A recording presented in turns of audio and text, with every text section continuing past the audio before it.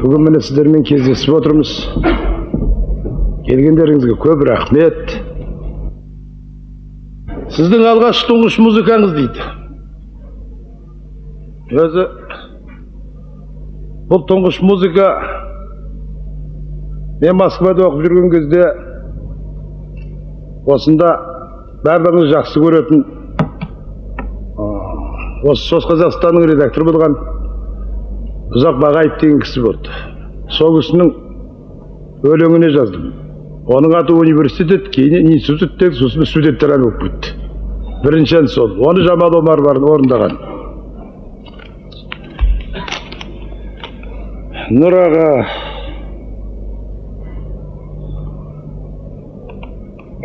Нұр аға, сіз Жамбылдың күйлерін біледі деп естиміз. Сол рас па? Рас болса орындасаңыз екен дейді. Мен мынау шолақ фракпенін орындағаным ұят болар, екінші әлейінді орындап беретін шығармын.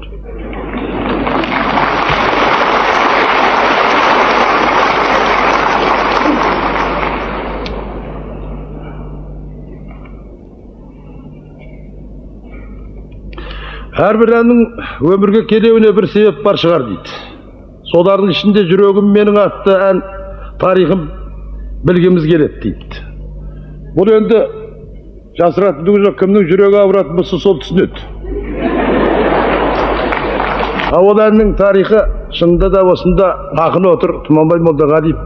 Менің жақсы көретін екі ақыным да отыр. Қадыр Мырзалиев та. Алдымен екеуін бір көрсетіп алсам деймін. Қайерде отыр екеніз? Тұрыңдаршы.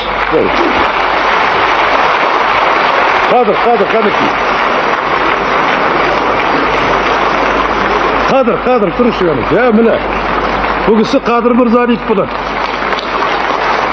Тұманбай Молдағалиев қайда екен? Ол кісіні келін жібермей қалған ұқсайды. Ал енді бұл шынында жүрегім бір қатты ауырып, мен бір жылдай ауырдым.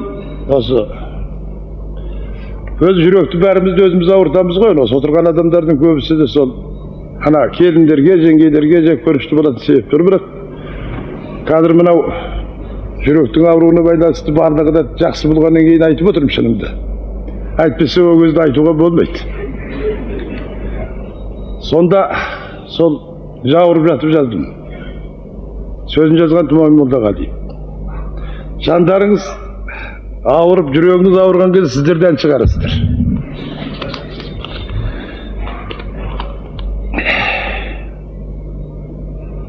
Өміріңізде есте қалар қуанышты күн